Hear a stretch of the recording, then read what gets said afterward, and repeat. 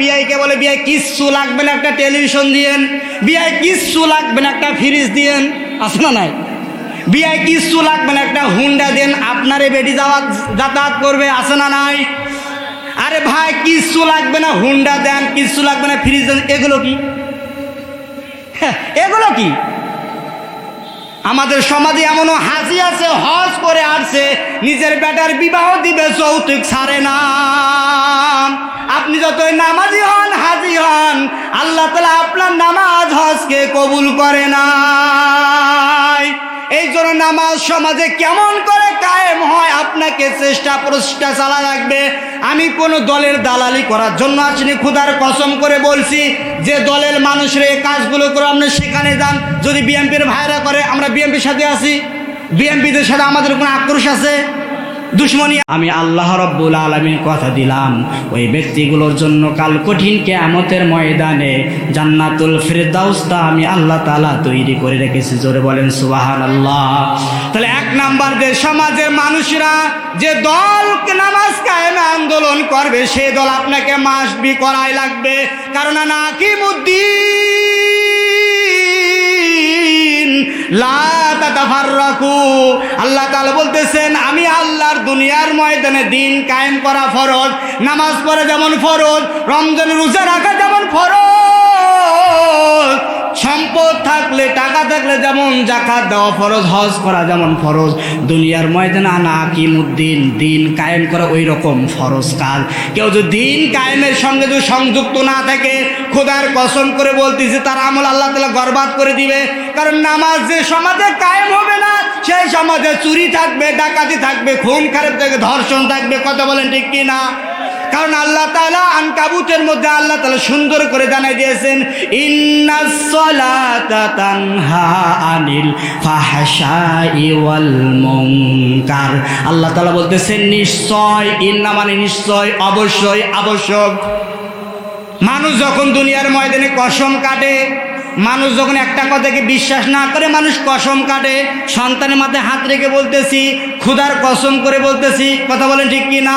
যাতে কথাটাকে পাকাপুক্ত হয়, আল্লাহ তাআলা কথাকে পাকাপুক্ত করার জন্য আল্লাহ তাআলা নিশ্চয় ব্যবহার করলেন অবশ্যই, নিশ্চয়, আবশ্যক।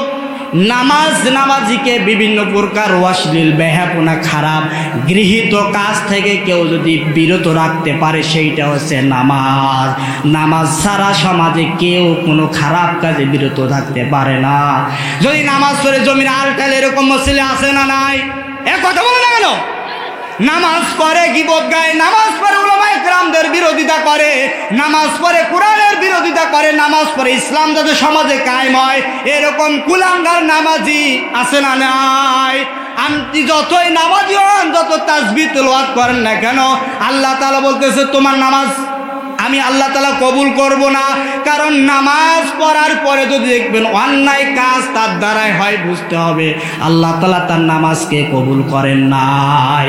নামাজ পড়ার পর যদি এখানে ভালো কাজ করে, নামাজ পড়ার পর আগে মিথ্যা কথা বলতে, এখন মিথ্যা কথা বলে না, ভালো কথা বলে। নামাজ পড়ার আগে জমির আল ঠেলতো, নামাজ পড়ার পর জমির আল ঠেলতেছে না, বুঝতে হবে আপনার নামাজ আল্লাহ তাআলা কবুল করেছেন। আমাদের সমাজে অসংখ্য নামাজ আছে, হাজি আছে, হজ করে আসছে, নিজের বেটাকে বিবাহ দিবে, নিজে যায় না, জামাইকে পাঠায় দেয়। আছে না নাই? জামাইকে পাঠায় দেয়, বিআইকে বলে বিআই কিচ্ছু লাগবে না, একটা টেলিভিশন দিয়েন। বিআই কিচ্ছু লাগবে না, একটা ফ্রিজ দিয়েন। আছে না নাই? বিআই কিচ্ছু লাগবে না, একটা হুন্ডা দেন, আপনারে বেটি যাতায়াত করবে। আছে না নাই? আরে ভাই কিচ্ছু লাগবে না, হুন্ডা দেন, কিচ্ছু লাগবে না, ফ্রিজ দেন। এগুলো কি? এগুলো কি? আমাদের সমাজে এমনও হাজি আছে, হজ করে আসছে, নিজের বেটার বিবাহ দিবে, যৌতুক ছাড়ে না। আপনি যতই নামাজি হন, হাজি হন, আল্লাহ তাআলা আপনার নামাজ হজকে কবুল করে না। এই জন্য নামাজ সমাজে কেমন করে কায়েম হয়, আপনাকে চেষ্টা প্রচেষ্টা চালা রাখবে। আমি কোনো দলের দালালি করার জন্য আসিনি, খোদার কসম করে বলছি, যে দলের মানুষের এই কাজগুলো করে আপনি সেখানে যান। যদি বিএনপির ভাইরা করে, আমরা বিএনপির সাথে আছি, বিএনপিদের সাথে আমাদের কোনো আক্রোশ আছে, দুশ্মনী আছে, জমি জমা নিয়ে। হ্যাঁ, কোনো আক্রোশ নাই। তারা যদি ইসলামিক কাজ করে, তারা যদি ওয়াদা দেয় আমরা ওই জায়গায় গিয়ে কাজগুলো করবো, আমরা আপনার সঙ্গে আছি। যদি জাতীয় পার্টি বলে যে আমরাও আছি, আমরা আপনাদের সঙ্গে আছি। 2 নাম্বার আছে ওয়াতু জাকাত। জাকাত যারা দিতে চায় না, জাকাত যারা দিবে না, আমাদের সমাজে এরকম আছে না নাই? অনেক মানুষ মনে করে জাকাত মানে সম্পদ কমে যাওয়া, কিন্তু জাকাত শব্দের অর্থ হচ্ছে আত্মশুদ্ধি হওয়া, পবিত্র হওয়া, বেশি হওয়া, বৃদ্ধি হওয়া। আমরা অনেকে জাকাত দিতে চায় না। ওই ধনের মধ্যে, টাকার মধ্যে ওই গরিবের হক আল্লাহ তাআলা তৈরি করে দিয়েছেন। কথা বলেন ঠিক কি না? আপনার পাশে এমন গরিব আছে, আপনি কেমন টাকাওয়ালা মানুষ, আপনি কেমন ক্ষমতাবান মানুষ, আপনি 3 বেলায় মিষ্টি খাচ্ছেন, 3 বেলায় গরুর গোশ খাচ্ছেন, খাসির মাংস খাচ্ছেন। আপনার বাড়ির পাশে একজন অসহায় গরিব এতিম মিসকিন অসহায় কি খাচ্ছে না খাচ্ছে, আপনার দ্বারাই কোনো উপকার হচ্ছে না। আপনার ওই টাকার আল্লাহ তাআলার কাছে কোনো দাম নাই। এই দিন যেদিন সমাজে জাকাত কায়েম হবে, আপনি ফকির পাবেন না, মিসকিন পাবেন না, অসহায় পাবেন না, গরিব পাবেন না। কথা বলেন না কেন? এই জন্য জাকাত কায়েমের আন্দোলন আমাদের করা লাগবে। জাকাত কেমন করে সমাজে প্রতিষ্ঠিত হয়, এই কাজ আমাদের করা লাগবে। 3 নাম্বার বৈশিষ্ট্য আল্লাহ তাআলা দিয়েছেন যে মানুষগুলো আমারু বিল মারুফ, সৎ কাজের আদেশ দেয়। যে মানুষগুলো সৎ কাজের আদেশ দেয়, সেই দল আমাকে আপনাকে করা লাগবে, মাস্ট বি। সৎ কাজের আদেশ কি? অনেকে সৎ কাজ যাতে হয় এটা চায় না, আছে না নাই? তার বাস্তব প্রমাণ 5 আগস্ট। কথা বলেন না কেন? এমনও যুগ গেছে, এমনও আমাদের সময় গেছে, আমরা বাড়িতে ঘুম পাড়তে পারি নাই। একটাই অপরাধ, কোরআনের হক কথা বলার। কোরআনের হক কথা বলতে গিয়ে স্ত্রীর সাথে ঘুমাইতে পারি না, নিজের ছেলের সঙ্গে ঘুমাইতে পারে না, এরকম কোরআনের দায় ইলাল্লাহ আছে না নাই? এমনকি আমাদের আল্লাহ আমাকে যে কোরআনের খাদেম 1-2 বছর না 13 বছর জেলখানায় বন্দি রাখার পরে ওই ক্ষান্ত ছিল না, লাস্টে হসপিটালে নিয়ে গিয়ে পুষ্টের মাধ্যমে দুনিয়া থেকে তাকে ত্যাগ করেছেন। কথা বলেন না কেন? তিনার মায়ায়, তিনার আলোচনা মানুষ এত মুগ্ধ হয়ে শুনতো। আমি তো এমন, আমার বাড়ির পাশে হিন্দু এলাকা আছে, আমি এমনও দেখেছি রাতের বেলায় হিন্দু ভাই আল্লাহ আমার তাফসীর শুনতো। এরকম মানুষকে আপনি দুনিয়া থেকে বিদায় করে নিলেন, তার স্ত্রীর কান্না কি আল্লাহ তাআলা কবুল করে নাই? তার ছেলের কান্না কি আল্লাহ তাআলা কবুল করে নাই? আমার মনে হয় তাদের কান্না কবুল করেছেন, এই জন্য তার অধঃপতন হয়েছেন। কথা বলেন ঠিক কি না? তিনি যেন কোরআনের পক্ষে থাকতে আমাদের কোনো আক্রোশ ছিল না। কারণ কোরআনটা আমরা আমাদের কোরআনের আয়না দিয়ে দেখতে পাচ্ছি আপনি জাহান্নামে যাচ্ছেন। এই জন্য আমাদের দায়িত্ব কর্তব্য হচ্ছে আপনাকে জাহান্নাম থেকে ফিরে আসার জন্য। এই জন্য আমাদের সমাজ যতগুলো গেছে সব মানুষগুলো যারাই পরপর আসছে দেশটাকে তছনছ করে ফেলছে। কথা বলেন ঠিক কি না? যে যখন গেছেন একবারে রফা দফা করে ফেলছে, তছনছ করে ফেলছে।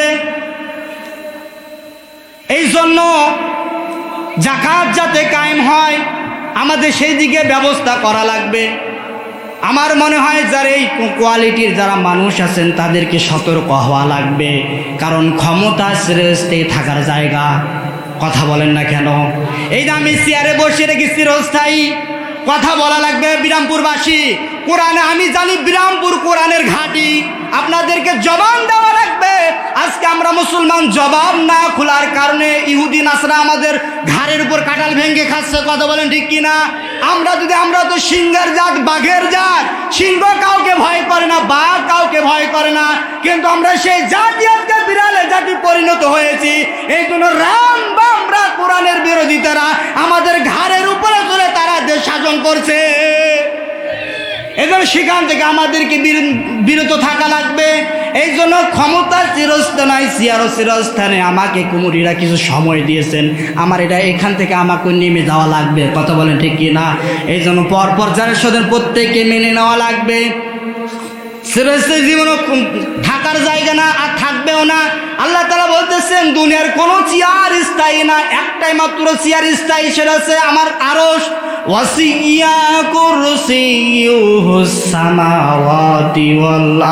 আল্লাহ তাআলা বলতেছেন দুনিয়ার মধ্যে একটাই মাত্র স্থায়ী চেয়ার, সেটি আমার আরশে কুরসি। এটা ছাড়া কোনো স্থায়ী চেয়ার আছে? আরো জোরে বলা লাগবে। এই জন্য আওয়ামী লীগ ভাইরা যারা আছেন আমি আপনাদের পায়ে হাত ধরে বলবো আপনারা ইসলামের পথে চলে আসেন। আপনি কি করতেন, আপনাকে ছেড়ে আপনার পার্টি চলে গেল, উড়ান দিল।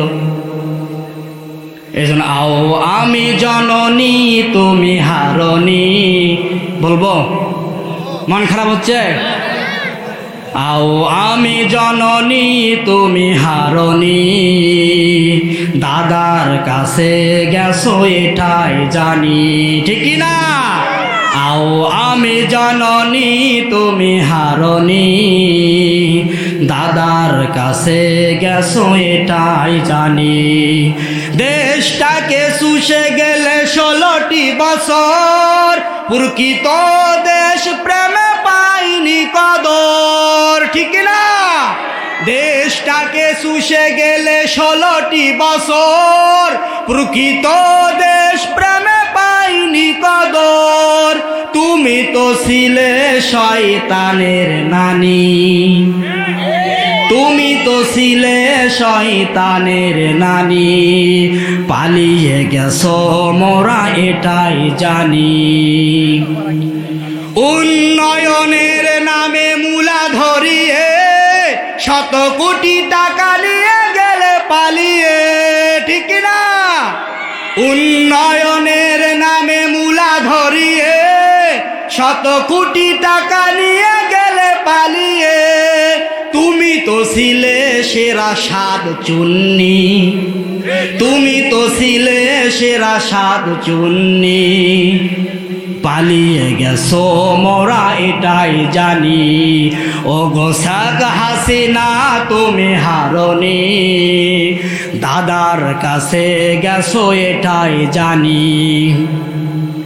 আলেম উলামার দিয়েছো ফাঁসি, মুখে বলেছো দিন ভালোবাসি। আলেম উলামার দিয়েছো ফাঁসি, মুখে বলেছো দিন ভালোবাসি। তুমি তো ছিলে সেরা মিথ্যাবাদী, তুমি তো ছিলে সেরা মিথ্যাবাদী, পালিয়ে গেছো তুমি এটাই জানি। আও আমি জননী তুমি হারনি, দাদার কাছে গেছো এটাই জানি। কথা বলেন ঠিক কিনা? আপনি ইসলামের দুশ্মনী করবেন, কোরআনের দুশ্মনী করবেন, আল্লাহ তাআলা আপনাকে ছাড় দিবে না। আল্লাহ তাআলা বলছেন ওয়া মাকারু ওয়া মাকারাল্লাহু আল্লাহু খায়রুল মাকিরিন। দুনিয়াতে যার যার চক্কর আছে এটা বোঝা যায়, কিন্তু আমি আল্লাহ তাআলার মক্কর চক্কর যে কি এরা আপনারা কেউ বুঝতে পারে না। মানুষের চক্রান্ত যেখান থেকে শেষ হয়, আমি আল্লাহ তাআলার চক্রান্ত সেখান থেকে শুরু হয়। এই জন্য আল্লাহ